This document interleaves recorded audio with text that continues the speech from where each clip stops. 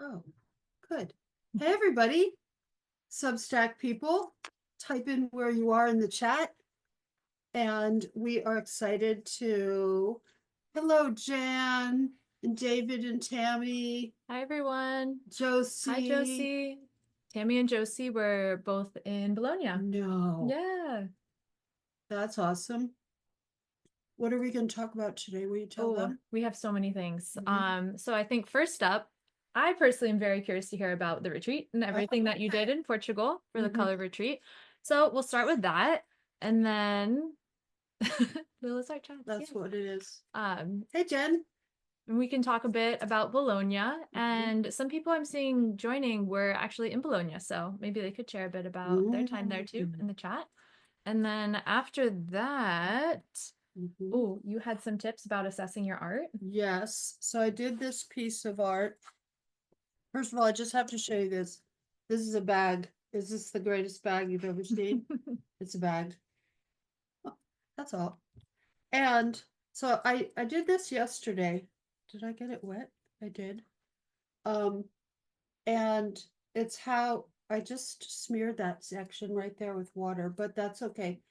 How do you assess a piece of art of yours? So I'm going to talk about that. Mhm. And then we have some other questions. We have some questions about creative flow, Mm, and then also questions about style and maintaining style, or if it's mm, okay to change style. And mm. then any questions that all of you put in the chat. Love it. So full agenda today. Full agenda.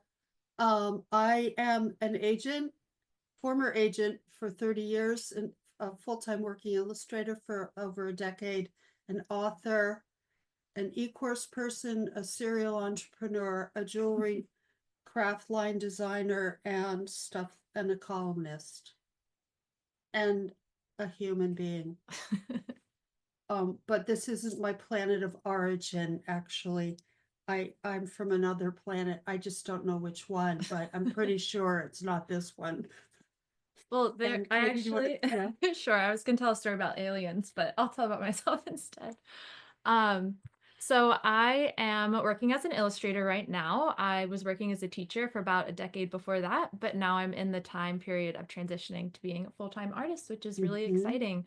So I'm kind of like on the ground and asking Lila questions, and she's giving great advice, and we're here to share all of that advice with all of you as well. And she's got advice, just so you know, somewhere out in the Lillaverse. I love that, Jen. Jen, you have to come over. We have to do That'd be that. so We fun. have to do the locals. Mhm. Jen, will you make that locals thing happen again? Okay. So So, Portugal. Portugal.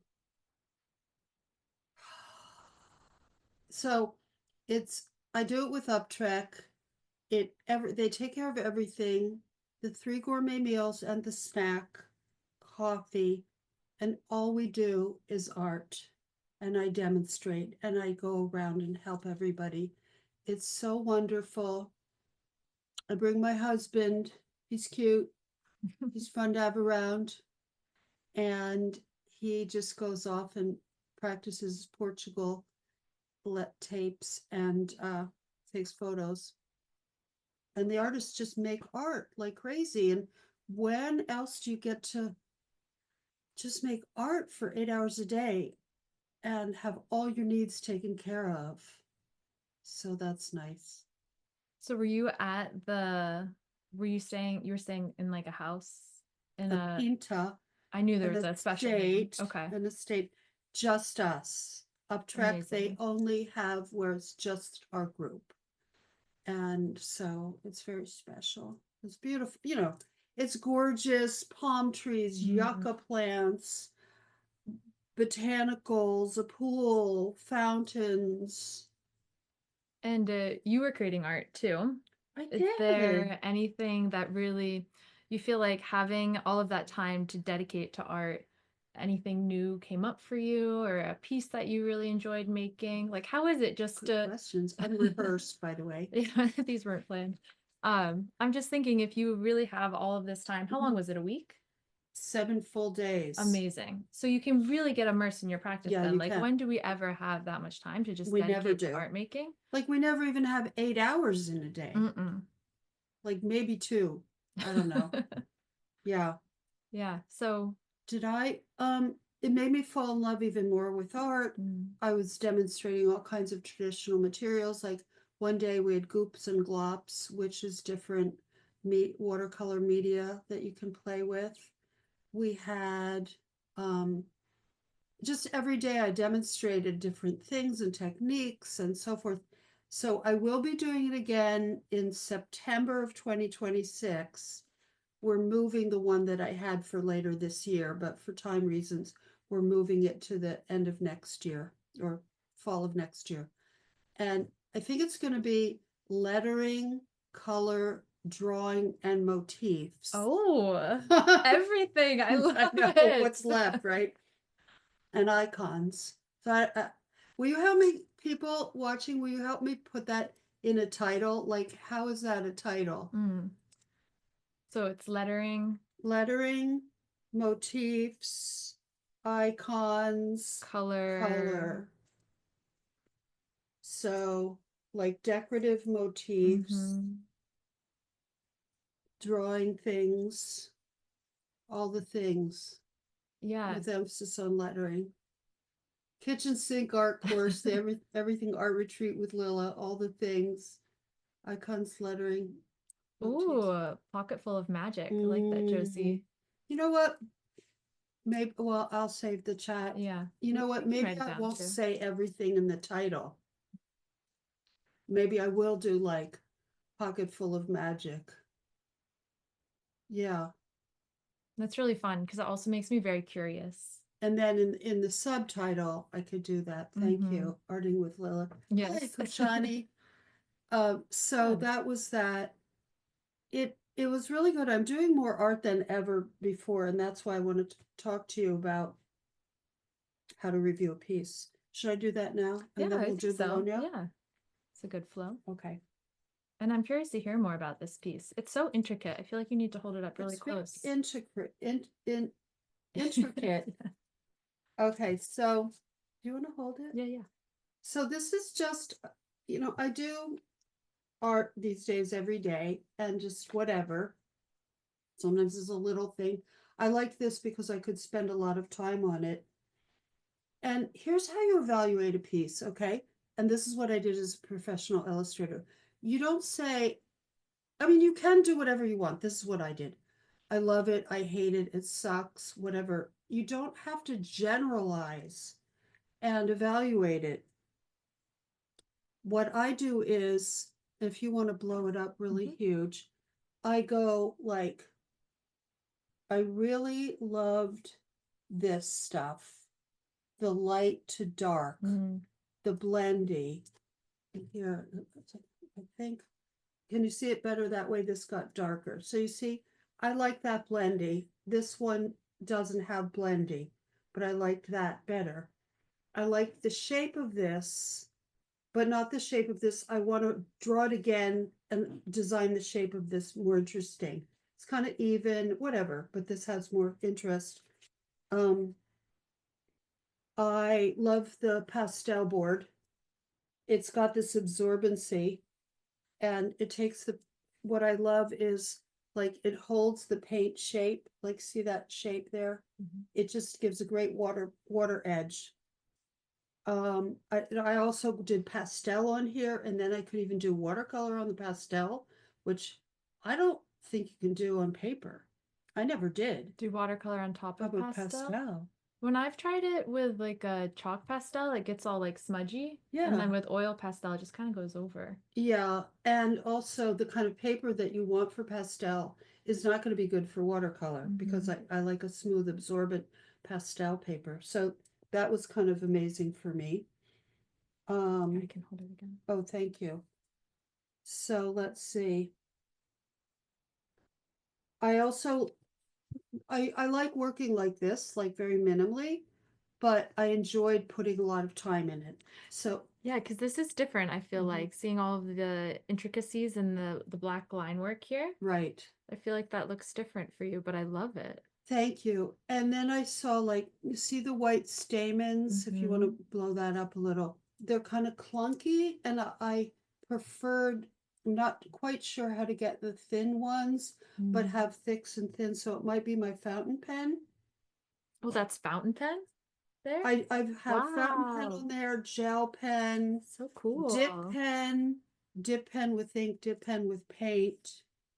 And And I then wish I really love this little guy. That was like the last thing I did. mhm. I wish everyone could really see the textures that were in here. When Um, you look at it up it's close, richer, isn't it? yeah, To take a there's some picture. shine, some areas are a little bit more matte. It's really beautiful. And I like putting this light green line on the dark green. I hadn't done that before Mm. that I remember, so that was nice. I like the thin little black line there with a teensy little pen I have. So it's like the bits and pieces, not, this I'm not particularly fond of, or that, that's okay. It's all a process. And when I was an illustrator, each piece I did was like, oh, I can't wait to try this thing that was really successful on another piece and do more Mm. of that. So when you have an attitude like that, it allows you to be more positive about your work because it's a process. You're not making a judgment about it. And so many of us, and tell me if this is true for you, in art school or art class, we put our piece on the wall and it was judged. Mm. And somebody can't, I mean, they can't look. I mean, I judge people, I do reviews of work. So, yes, there can be that. Yeah, brutal, Jim. But it's really up to you in a way to be the arbiter of your piece. Like sometimes I knew I did something, I knew it didn't look great, but I was excited about the new avenue it was for me, or that I tried something. Like I knew it was exciting, but you couldn't tell that because it didn't look great. Do you know what I mean? Does that make sense for people? Type in the chat. So that's how a suggestion for how I evaluate. So I have a question about this. Yes, So who were you making this for? Just a personal piece, me, right? right? So, but you still used really nice materials, right? And this Yes, like nice board. right. I think sometimes we're so Mm. precious with our art materials Oh, and we yeah, don't give ourselves the space or opportunity to try something like that's this. a really great point. Yeah. Because Well, it's if, the money of it, right? yeah. But my feeling is I have a bajillion art supplies and now I have to start using them up because I ain't getting any younger. So I'm giving myself like 20 years to use them all up. It'll take that long. If you count my beads and my jewelry There stuff. are a lot of supplies in Oh, here. yeah. Oh, yeah. But I guess this is a good, I'm taking this as inspiration to just like, pull out the good art Mhm, supplies and use them. Because mhm. even I was teaching a kids' art class yesterday, Oh, and I teach them at people's homes. So I went and there's like three families that come. no It's a really nice setup. It's way. I didn't cool. know this. Yeah. Tell us Yeah. more. Um, so this girl, she's in fourth grade and she brought out this like giant art box. So she opened it, and, it has all the different layers. There's the Mhm. paint, the colored pencils, the crayons, and she pulled out the crayons and she was like, "Look, there's even two of every crayon." She said, "So I can use them and not Oh my feel bad." But like we have this idea like ever since we're young because she said that and I was like, "Oh, like I God. remember feeling that way as a kid too." And now look, still as an adult, I'm like, I know. "No, I can't use this I like know. nice pastel I board. I have to know. save And it." it's like $5 each. Yeah. It's ridiculous. But what you can do is you can buy masonite really cheap at the hardware store or maybe art store. And then somebody told me you paint it with plaster and then sand it. Oh, So you could do smart. It's a that. good trick. Hmm. Um, Also, this like the opposite of using super precious supplies, Jen Gubica has been using highlighters Oh, and right. doing these really, really cool highlighter sketches. Yes. So maybe also finding something that is Hmm. like a really easy material to play with and you're still like making a bunch of art. I don't know what the answer is, but it's Yeah. something we all struggle with, I think. When I was an art student and I didn't have much money at all, um, I would take buy a big sheet of paper and then tear it into little Mm. pieces. That was one thing. And the other is sometimes just use really crappy paper. It is freeing. just printer paper and just, Hmm. zero pressure. Yeah. Yeah, that's what Jen's saying in the chat. Something in her brain said cheap supplies equals zero pressure to create Hmm. a masterpiece. And I think we all have this. We all picked this up somewhere. But yeah. Well, our culture is very judgy. Our Mm. schools are judgy. The culture's judgy. You got to make a living. You got to be a really good artist. In tribal and indigenous cultures, it wasn't whoever did the best made a living. You did art just as part of the community, for you decorated a ceramic pot. So it is a particular time we live in, a very small percentage of time humans have been on the planet that we are judging and have to achieve a certain uniqueness, a style, the pressure on style, which we can talk about. Um, so there's that. But I want to hear about Bologna. How Oh. was that for a segue?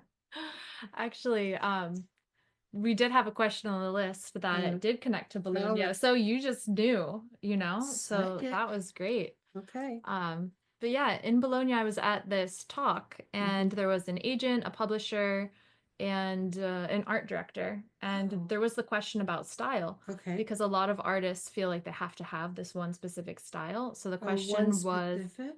yeah, so What the is? question Yeah. was, do people, it was a panel, so they all answered this question. The Mm-hmm. question was, do artists have to have just one style? Can they only Mm-hmm. work in one way? Mm-hmm. And to my surprise, they all three of them said they don't care if artists have more than one style, as long as you show that you can do that style well. So like have That's right. different sections on your website. Mm-hmm. And that was really refreshing to hear because there is Mm-hmm. this pressure about style. Right. You just have to have a good body of work, because if an agent or an art director is going to assign you, they need to see that you could draw whatever it is in that style beautifully, whether it's a table with bowls on it or a bear that's um, going shopping, or uh, whatever it might be. So that's why you need to be proficient. I found that my style was the same, but I used different media. Mm. Cut paper and ink brush line. I did pastels. I did oil. I did pen and ink. I did everything, and I was worried about that. And I've told this story before, but when I was an illustration student at the Academy of Art in San Francisco in the early '80s, Marshall Arisman came out to be a guest speaker. We had guest speakers all the time. It was great. He was the head of the illustration department at School of Visual Arts. Some of you may know him. Do you know him at all? That's before your time. But anyway, and he was really cool and everything. And I got the nerve to go up afterwards and ask him. I showed him my work or something. I said, like, I use these different media. Is that okay? And he said, your style goes through consistently. So you can do it. And that was so freeing for me. And whenever I would get an assignment, it would be, I would either, I'd ask the art director, what piece of mine are you thinking for this? And they'd be like, oh, your brush line, or your painting, or your this or that. Or I would think about, like, the pastel gives me a really lush color palette, and the oil paints very, very rich and painterly and so forth. The pen and ink is clean and crisp, so forth. So you want to match the materials. But over time, I'm going to tell you, the more work you do, your style, all those so-called different styles come together as your one style. And can I repeat the my coffee story Tuesday Yeah, yeah. mornings? Okay. I've told this a billion times. I'm going to tell it again, but there's a different ending. Okay. And maybe you haven't heard it. So every Tuesday, I bring my coffee and my art supplies in a bag, and I hang out with like a bunch of other artists. We sit at a table looking for what? You were going to share maybe something over there. I can't remember. Oh, okay. Oh, yeah. I sit at a table and I hang out with them and we do art and they're so free and they get right to it. They're uninhibited and they actually are all 5 years old. Um, and I showed them how to do strawberries last week. So we were hanging and doing strawberries. Those are so cute. I am telling you, thank you. I am doing my best work here. Here's one of them gave me this. Their pieces. And I glued them in. I am like doing like my best work in I love there. this. The butterfly. And so I gave them stencil letters that they could draw from. Let's see what else. That caterpillar is cute. Oh, that's is that where I got that for this? Maybe. Yeah, look. Oh, maybe I did. So anyway, it's very freeing for me, but here's the different ending that I haven't told you before. Or maybe I have, but whatever. They all have styles already. They have their styles. One is scribbly, one is precise, one is playful, one is just nonsensical, one is completely unintelligible, but free. You have your style, it's already in there, it's your DNA. So your style is there. Don't worry. Just keep making art and it'll emerge. And then do the technique. Like this was really fun. I just really love doing that little guy. And I love doing these all the time. And I could do this all day long. So you just keep, and then it comes into something like this. This is what I love to do, little bits. Just keep making your art, your style will emerge. That's all. Okay, Bologna. Now, Bologna? Yeah, we can talk about it.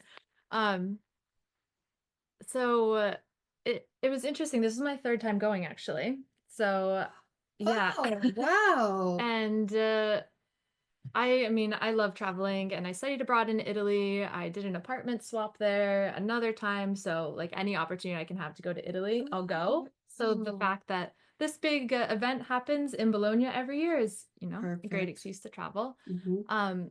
But I think this was the first year that I really felt like I was taken seriously as an illustrator. Oh, yeah. Tell me, And what was that? so I think a lot has to do with style and the materials I was choosing and the artwork that I was showing people. And it was just, after all these years of creating and taking your classes and practicing, You've gotten really good. I feel like I finally have a voice in my artwork now and it's recognizable. And so that felt really good. It was really exciting because so when you first walk into the fair, the first thing people do is put their art up on this like giant wall. It's actually multiple walls. It's the illustrator's wall and it's covered in postcards and posters and all these illustrators have printed out things to put up there. But For it's art like directors to look at, exactly. and Yeah. some people leave a little pouch. Yeah. You said, and with the card you could take. Yeah, some people make these really cool and creative boxes they attach to the wall. Other people have things they're like hanging off. I just printed out posters. I didn't even print out fancy ones. They're just on like regular paper. And then I had nice postcards to hand out directly to people. But for the wall this year, I decided to just, take it easy, be chill about it because it can be really stressful. So I tried to, manage that and it's like, I let's see. just stay chill. But I did get there early, so I was only like 10 people back in the line. I got there an hour early because you have to get there super early if you want to like definitely get a spot on the wall. So as soon as they let us all in, everyone literally runs to the wall and it's hectic. And you're like grabbing the tape and the posters out of your bag and like putting things up. Elbowing people up. Yeah, no, it's like it's wild. So somebody like taps me on the shoulder and I thought they were just trying to like, put their piece up too. So said 1 second and then they're like reaching their hand in front of me with a piece of paper and I was like, oh my gosh, are they gonna like put their art where I'm like putting my art? But it turned out to be an art director from a publisher and they were like, I like the poster that you're putting up, like come see us later. So Wow. I was like, wow, this is a great start to the fair. What story? You'd been there like 10 I seconds. know. Oh, what a good story. So it was just really exciting that I didn't even have my artwork up on the wall yet, but they saw it and connected with it and, gave me their card. So it was really exciting. Gee, that's great. Congrats. Yeah. Wow, So Katie, that's fantastic, says Josie. Yeah. thanks, Josie. So Thanks, how do you Jan. follow up something like that? I emailed them already. Of So course you do. they sent me one book. I had actually told you about another publisher that had reached out as well. So that was exciting. Like there's a couple things in the works, but one publisher said that the fee was not gonna work. Their budget was a little low for something I wanted to take Oh, on right, because right. there were only like 4 weeks to do a whole picture book and there was no rush fee. So I was like, I don't think I'm gonna be able to do that. So they went with somebody else. But for this Wow. person, who I met at the wall, we're in conversation now about a potential project. So it just feels so surreal and it's really Oh my exciting. God, that's incredible. Yeah. Out a Thanks. good publisher. You're happy? I think it makes sense for where I am right now. Okay. So it's a smaller publisher, but they Mhm. have like a good standing, I'd Oh, say. fantastic. So yeah, and they're That's, yeah. yeah. If they have a great reputation, it doesn't matter if they're big or small. Mm, If they're respected, that's mm-hmm. gold. And even if they don't pay as well, if they're going to do a beautiful book and then the bigger publishers see it and they see you. So that's wonderful. Thanks. Mm-hmm. So I just felt like the whole fair was, there were more positive experiences like this. Like in the past, it had kind of been, people were polite about my work if I had reviews. But this year, I also went in just with a lot more confidence. I had done this Mm, before, and I was there with people who I knew, and we were all checking in on each other and sharing oh, where reviews were happening, and then getting lunch together and debriefing, and community. so it was just really nice to be there with all of our like fellow illustrators. Makes a big difference. She's a success, and this is just her beginning because she's persistent and consistent and knows how to stay positive. Like she said, look, there's a big eagle. Oh yeah, That beautiful? swooping down. Wish you all could see it. Is it an eagle? Or maybe it was a seagull. Can't tell. Look No, big. no, it wasn't a seagull. No, look No, bigger, it's right? bigger. Yeah. And that's the secret. She stays motivated. How do you stay motivated? It's very difficult in the beginning. Mm. Over time, as you get more and more work, you are very motivated. And then ultimately, what happens is you don't even have to be really motivated at all because you're just doing assignments all the time, and that keeps you really busy and engaged. And you've pushed the ball up the hill, you've promoted, marketed, and then jobs come to you. So it's harder now to stay motivated when you're not sure it's going to be super busy. How successful will you Mm-hmm. be? I got to get rid of this cough drop. You're good. Yeah, it is hard to stay motivated. There are definitely low points where Yeah. I feel like, you know what, I don't have any work. I need to go find a different job. I have to give up. Like, yeah, those are definitely feelings that I think we all experience, but Mhm. having the community, I have a critique group who Uh, Jen's in it, and Adam and mhm. Damiana's here, Tammy's here, a whole bunch, Brenda's here, a whole bunch of people here in that group. And I think just having this community of people to go to Mhm. is so motivating because we can't do this on our own. We can't do anything in life on No, our you own. need So, people, you need support. yeah. Really, just everybody try to reach out and get the support you need. So I've been saying Domjana the whole Oh, time. It's yeah. Damiana. No, Damiana. I know. I- Leaning into your passions helps. Yeah, I mean, mm-hmm. for me, it's like what really gets me excited. I really love art materials. I love making pieces. I love listening to music and making art when it's about art. When it's about making my courses or the retreat, I love creating content. I love, it's like you know what it's like before you have a party and you're like getting the food ready and the decorations, you're like, I can't wait till people come and enjoy all this. That's how I feel about making a course. Mm. I can't wait till they get this cool assignment and see these visuals and oh, I just found the most gorgeous visual. They're going to go nuts. And then I want them to draw it, or I'm going to have this guest art director come in and talk to them. They're going to love it. I'm going to interview them. Whatever it is, like that motivates me. And then that That's all. energy is contagious. You know, it passes to all of us, all of your students, and then we feel so motivated. So yeah, there's so many places to find this community and the energy, I feel like. Make art that sells. Yeah. It's where I think all of you are from, right? Pretty much. Yeah, I think everyone I'm seeing in the chat, that's where I met all. Matsians. Yeah. It's a cult. You know, it's a cult. Happy to be part of it.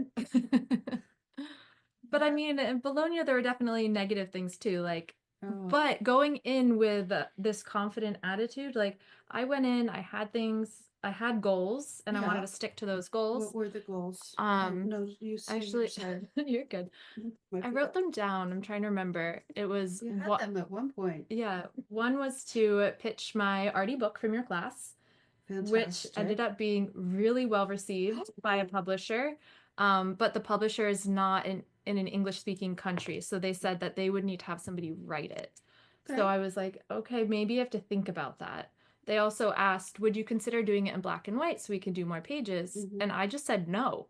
Like, I don't know where that came from, that I was just like, I have a vision and like, no. And she was like, okay, that's fine. But I think just going in with this like confidence, like knowing about your work, and she's like, yeah, we can do it in color, no problem. Oh.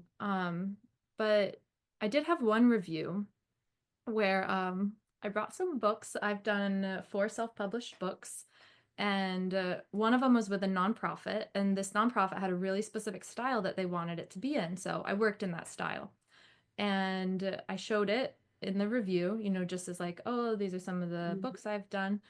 And the reviewer picked it up and said, oh, this got published? And, you know, so like that was, oh, like it hurt. But also, it's not a style I want to work in. The reviewer doesn't really work with the style that I'm looking at. Okay. They don't have projects that I would be interested in. So just being able to kind of separate out that like the whoever's talking to you about your work, That's right. it's not always about your work. It's like, is it a fit for them and what they do? And this person, like, regardless of that book or my style, my work was never going to fit with them because they wanted, you know, apples and I have oranges. Right. So I feel like just You being don't take able. it personally. Yeah. Yeah. So that's another way to stay positive. So just kind of really try to take a step back and say, what was this really about? It wasn't actually about my work. It was just the fit.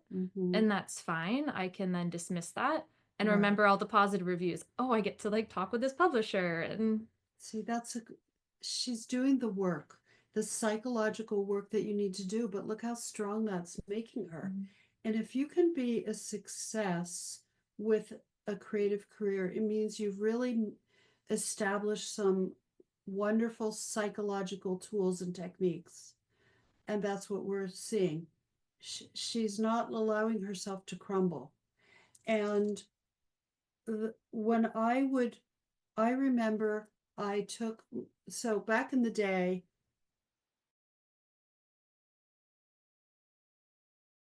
in the 80s, 90s, it was all about magazines and newspapers. That's where you got all your information. Isn't that amazing? And there were a jillion of them. They paid extremely well. And the art directors, and you had 2 weeks to do them. So the work turnaround was fast. New York Times was 2 days, but black and white, and it was very fast. But yeah, but it was really, well, just one piece, so it wasn't a book. Yeah, but still, like you get, what do? They call you, they send you something, and then they're like, we need it in 2 days, 48 hours. Oh, the Times? Oh, yeah. Hi, we need a story. Can you do it? Well, I'm moving this weekend. That's what I was gonna say. What if you have something? I was moving from Cambridge to here, and she goes, well, can't you just do it on Sunday? Okay, and I did. So when the movers came, I had them put my drawing table up there. Remember drawing tables? No, you're too young. But anyway, that's what everybody had, drawing tables. Don't ask me why. I guess because there weren't like tables back then. You needed like a big surface. So what was my point?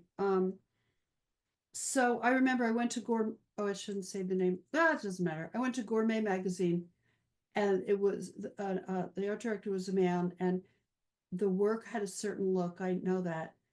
And my style was like young and edgy, and I'd lived in like, funky part of San Francisco, and now I was in New York, and Gourmet was very like highbrow. And I showed him my work. He said, yeah, this is not for us. And I'd like gotten my clothes together for it and taken 2 subways and schlepped and was totally anxious and everything. But I'm like, I don't like this man. I don't like what they hire. It's kind of old fashioned to me. I was young, so I like insulted them in my head. And now we still do that? I don't know. We try to be like you're like apples and oranges, and I was like, he sucks. He's an Well, asshole. I don't know. You know? When you're on camera versus off camera, maybe Right, you say right, different things. right. So, whatever it is for you, but do try to know who's giving you the advice. And that Mhm. includes me in a class too. You may say, what Lila's saying doesn't resonate with me. It doesn't. Are you being defensive or are you being true to your core? Like, Mm.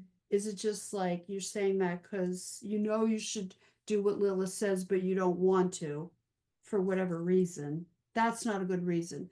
But if it's like, you know, she has a bias towards this kind of thing or whatever, it's not really for me, then you might be right. That said, I've been in the business for 50 years, so and I mentored lots of artists, top artists, represented artists, taught artists. I said that already.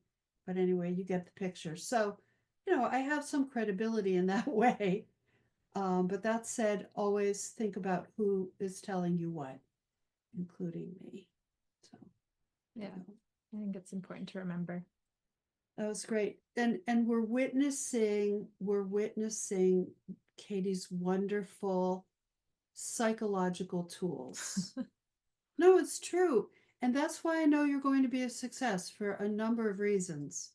And you're very organized, you're very motivated, you have energy. You Can you go to repeat the that organized part so I can tell it to my husband later?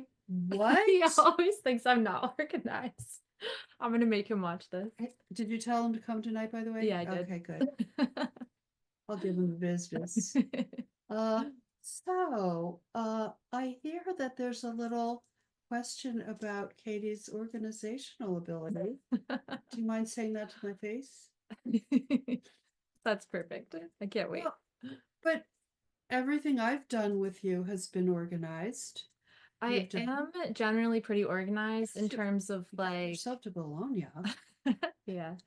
Actually, I was in line. I was with Damiana and Tammy, who are both here today. Mhm. And I was talking, because you just talk with everybody at the line when you're first entering the fair, because you have to stand there for like 30 minutes to an hour. Oh, They let all of if you have a booth and you're an exhibitor, you can go in on the line on the okay. left. And then if you're just visiting the fair, like illustrators, authors, you just Mhm. stand on the other side. And I was talking with, there just happened to be a publisher beside me on one side, and then there was like an artist on the other, and then Damiana, Tammy, and I were there. And the publisher was asking me something, and I like pulled something out of my bag and gave it to her. And then Damiana asked me for a safety pin, and I just happened to have one in my bag and I pulled it out. And the publisher, she was like, "Oh my gosh, you're the most organized illustrator I've ever met." Yeah, So I was like, more evidence. I that's can be great. organized. Look what Jen said. Aw, thanks, Jen. I mean, we have so many, like, if you look here, it looks maybe disorganized, but it's Exactly. just we have so much. Yes. But we talked about that, we talked about Mm-hmm. that, we talked about that. It's like we just have so much it can look maybe not organized, but Mm-hmm. It's just all part of the creative it's all brain. part of the show. Which makes me think about this question about getting into Oh, a creative flow. okay. Should we ask Yes, this one? we have a question. Okay, it's a long question. So it says, may I ask if you know the magic formula of being in a constant creative flow? Mm, What's the secret of keeping up with the positive vibes while your creative mood is on its peak and creating energizing work constantly? And then talking about how today's world, there's a lot going on, so it's hard to stay mhm, positive. mhm. Yeah. Do you have a secret recipe? Unless Well, there's a mini version of you that I could hide in my pocket and take oh, everywhere. that's wonderful. Thank you for your question. Um, there's no constant creative flow. Let's start with that. It's like any other passion. We, okay, I'm gonna, so this is gonna be rated R. Well, GP. They still have ratings anymore? Do I you would even know what they assume are? so. Yeah. Okay. So, like sex, you have to be in the mood. And so I'm not going to go into detail, but what gets you in the mood? It's the same with art. What gets you, that's all I'll say. See, X-rated over. Um, what, I'm telling Andy today, what gets you in the mood to do art? You know, there's so many ways. So, like, for example, I have to stop saying so much. I just realized maybe you set out like, I love these little I was pads. just gonna ask See what how that tiny? is. That's so nice. In a little Sennelier. block. Isn't that beautiful? Wow. Here's a block, and I might make a little, oh, I did this in the kindergarten, and see, I gave everybody these little gems, Cute. and they showed me how they were sticking them down on things. So that's what I did. Yeah, here. They showed me. It's kind of like what I do in kinder, oh, it's not in this one. Um, One way I get myself to make art is I think about something I'm really excited to do. Like, I want to keep working on butterflies.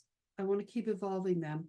Or in particular, I'm drawing those irises, and I know I'm not there yet. Like, I know I haven't figured them out yet, and I'm excited. So I don't expect, this is not my be all and end all. I want to keep doing them some more and figure it out. I don't know what that means. It's like the way it flows smoothly. I understand the forms, the shapes. Mhm. I've stylized them, and doing things several times is exciting. Um, I have been doing. I did some of the assignments that I gave to my people at the retreat in Portugal. I've been doing those because I was so excited for them to have them. I thought, you know what, I want to do them. And then I um I like to have something. But for me in the mornings I do my lettering. Oh, I didn't show you this, but my lettering sometimes looks like this. This just came out my uppercase column. And Wow. so Want me to hold it? sure, thank you. You see the lettering. This is similar to what I do in my journal. I have a little watercolor set. It's at my on a comfortable living room chair by the window. I have my espresso. So create a whole situation for Mm. you yourself. And I do a little paint. I do the lettering. I start with the date. I write the date out in longhand, like Wednesday, April 16, comma 2025. Thank you, Brenda. You want to hear what my next assignment is Yes. for uppercase? Jewelry is the theme of the issue. That's so So, perfect for you. so perfect for me. And so Wow. these are things I've either made or like I bought this in Madrid when I was a guest speaker there. Bought this in Portland, Oregon when I was a speaker at Icon. There's Portland. Um, this was my prototype for Ruby Violet, my jewelry craft line that I pitched. Bought these gems in Colorado I love those like 20 colors. years ago. And isn't it, it just seems very Colorado, stones, Mhm. different things. Got this in Madrid. Love the shapes. Blobs, Mm. precursor to blobs. So what I think I'm gonna do, and I'd love your advice on this, is I'll photograph each thing and then handwrite like a little journal entry about each. Oh, And each one will be a separate bit that Janine, the designer, can design. I mean, she designs that Mm-hmm. page. I didn't. She's one of the best designers in this world today. I mean, she's just, and like her typography. Look up here. Look at this. I mean, she's just so incredible. So anyway, she does the design. I just give her the bits. And that's what I think I'm doing. So what do you think of that? Any thoughts from the travels? Some I bought, some I've made. I was just gonna ask, so you'll photograph them separately, or Yeah. you'll photograph it in a flat lay with the story next to No, it, I think each separate, one, so she can design it? yeah. And Mm-hmm. so imagine if it's like,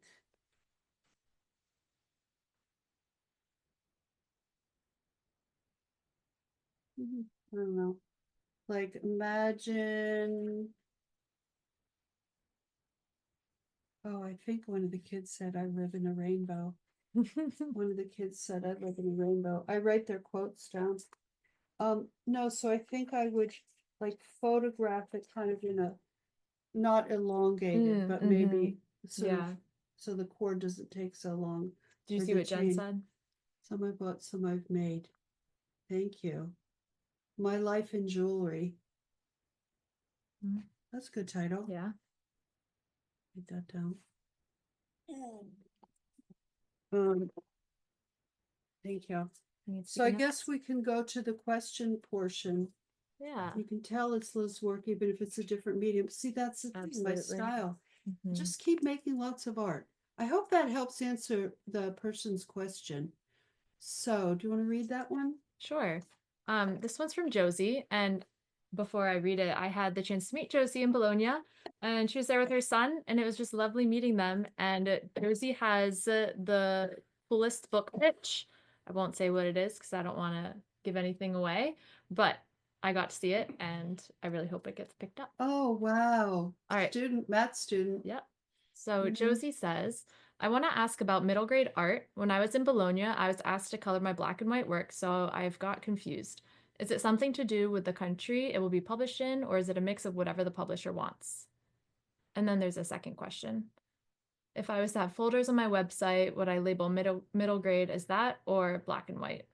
Oh, so would the section of the website be called black and white, or would the section be called middle grade? I think that's what she's asking. Well, without seeing your work, I might say black and white because it can apply to more things than just middle grade, perhaps. Could it be, unless, if it's only black and white and middle grade, if it's not, it sounds like it's all black and white middle grade. That's what It's it said. not like, Let's see. She said, yes, that's right. And that's a good thought, Lilla. um, So is it all middle grade? or is it all, it's all black and white. I have a Mm. mix. First of all, let me explain something as a former agent. Tabs, you don't need many tabs. We just want to see your work really, really quickly. So you can sprinkle in your black and white in with your other stuff. Zoe says black and white publishers asked for color. I'm confused. Hmm. So I think the original question was, um, can middle grade art be black and white, or is there a trend now to see it in color? Oh, it's both. And it's very often the cover is color and the interiors are black and white, sometimes black and white with one color or two color, sometimes full color. And to find trends, look at what's being published most recently on like a book website like Barnes and Noble, or go to the bookstore and see the latest books to get a sense of what people are doing. But black and white is way cheaper, and middle grade books are paperbacks with lots of illustration. So that's why they often don't do full color. That's their thinking.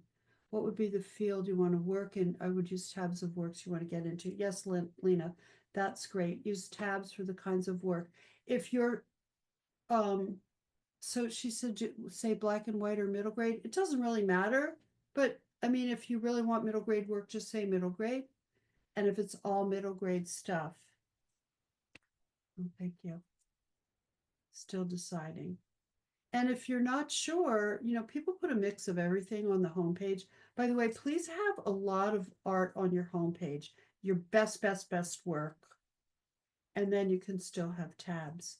But for an art director or an agent to be interested, you have to wow them in the beginning on the homepage right away. I know it sounds ridiculous, but people don't want to click around. They're so busy. They may have like I would get so many emails in a given day. I didn't have time to fuss around if an artist sent me their work to show me for representation. So give it to them quickly and entice them so much that they will click around. And make sure your about page, you have your about page with a photo of you and a little bit about you, and don't have to do an artist statement. I don't read artists, no one reads artist statements. They really don't. Sorry. I hope there may be people who disagree, but I don't know anyone who does. We look at your work and we can see your style, your medium, your this or that. We might like to know a couple of hobbies. I love to know where you live, just to get to know you. I've baked 12 dozen, 500 dozen chocolate chip cookies when I was a baker, and I've become an illustrator, and I live in Montana in a cabin with my 3 dogs. I don't know, whatever. That sounds like a lovely life. I know. I live in Brooklyn on the fifth floor walk up, and I love getting coffee at my local shop called Tulips and Cappuccino. Like that, really. That's all it's charming, gives us a little flavor. We don't judge it. We don't say, oh, she lives in Brooklyn, she doesn't live in Montana, or she lives in Montana. We don't judge that. We're just like chit-chatting with you, right? So don't worry about what you say. Okay, Zoe, you want to read Zoe Anderson's question? Sure. It connects back to what you were talking about, assessing your work. At what point in your process do you allow yourself to start judging or evaluating your work? Are there things you do to take yourself out of the judge mindset when you don't want to be in it? It's a good question. Yeah, and I don't do drugs, so that would make it easier. A little gummy. The only gummies I have are my vitamins. Gummy vitamins. My gummy vitamins, which is still the best moment of my day. I always say this. This is the best part of my day. Why don't you go first on that? Oh, sure. Do you want to? Yeah, I can. So I've actually been trying to evaluate my work more because it's really hard. Sometimes you feel really tied to a piece, but it's just like an emotional connection, but your skill has changed. So really it shouldn't be on your portfolio anymore, things like that. Oh, yeah. And then there's other times that I'll make something and it will feel really messy and I say, oh, this isn't good. But then I look at other illustrators and artists that I admire and I see messy work on their pages, so I've been trying to really be able, to take a step back. And whenever I create something, I try to look at it and first I'm asking myself if I enjoyed making it, because if you don't, that is not fun. Why are You we don't want to doing get this? work in that style. Yeah. Yeah. And then I'm also trying to look at like the actual marks that I'm making and figure out, do I like how that looks? Did I like that material? And I'm actually writing things down in my sketchbook as I go so that I can come back to them later. So that's one way that I'm trying to evaluate my work, but in a really, I guess, productive way. And then to talk about taking the judge mindset away when I don't want it, I think this is maybe a little bit what we talked about before, creating personal pieces. So this year I've really kept a sketchbook more than I've ever kept a sketchbook before, and that feels like a really safe place. And I've been purposefully not sharing all the work from my sketchbook or like not filming it and making a reel or anything, but I'm trying to really protect that space so that like I can't judge it. I'm not putting it out there for anyone else to judge. It's And like you're literally not just for going me. to while you're making it. I know when you think, oh, this would be good to show in it. I know. Because sometimes I think that I'm like, Mhm. oh, this would look really cool if I made a time lapse and you could see the whole page come to Yeah. life. Then I'm like, no, that's not the point of this. The point of Mhm. this is to make art for me, not for everyone on Instagram. I know. And sometimes it feels like a missed opportunity, but it's also helping me to be really free with my Yeah. work. Yeah, you have to have that sacred space. Hmm. You know, I want you to know, Zoe, that you're not alone. Every single person feels this as an artist, and in probably most every profession where you are becoming a unique vision and voice. Writers, of course, feel this, actors, everybody in the arts, maybe other fields. I don't know anything about any other fields. I don't know. but maybe scientists. Who knows? I don't. But that said, it's a process and you can figure out techniques over time. So, first of all, never make art when you're tired. You want your best energy.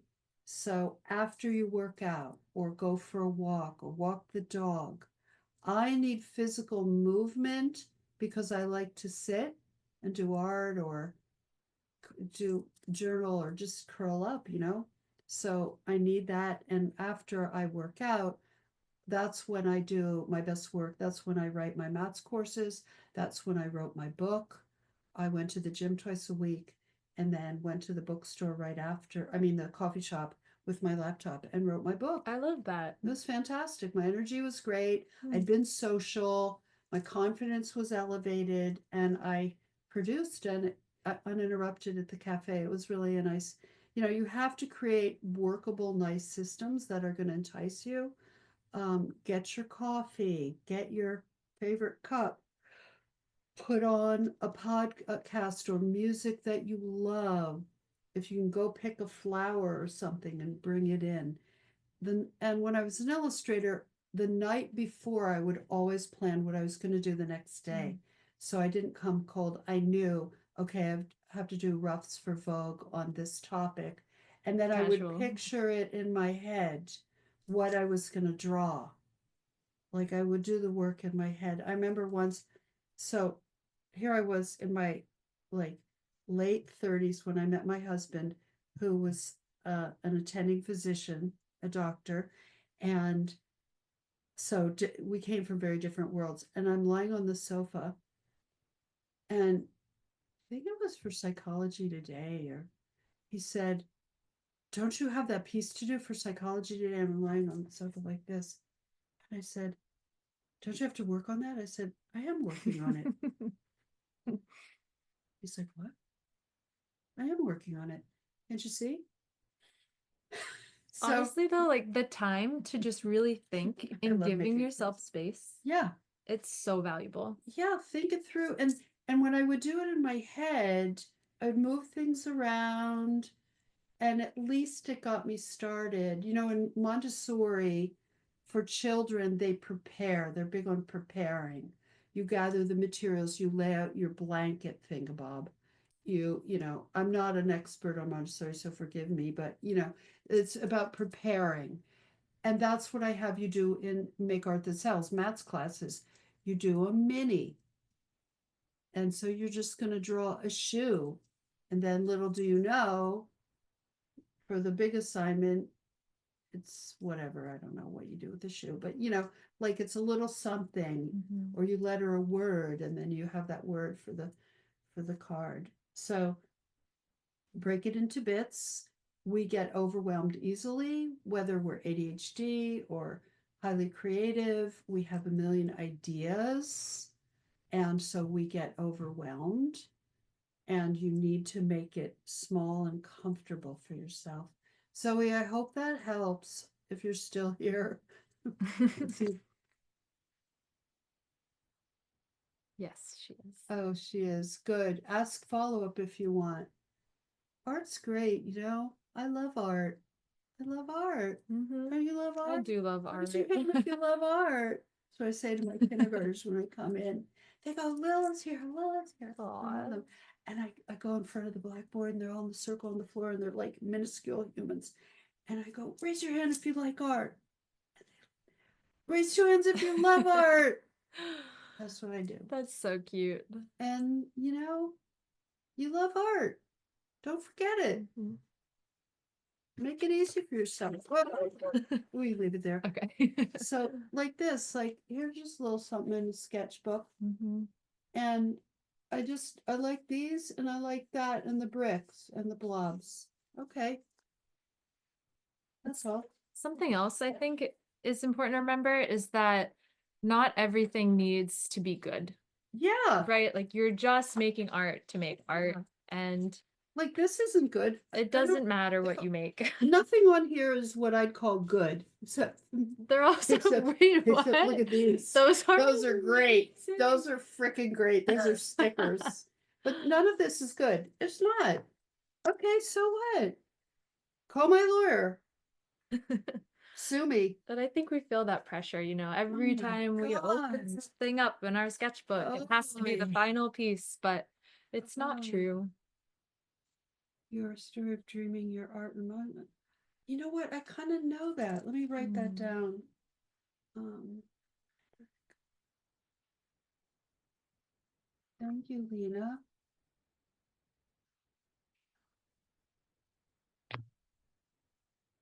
And on that note, Yeah, should we close up I think shop? so. It's a really nice note to end on, I And think. it's been an hour. Yeah, so that's Okay. great.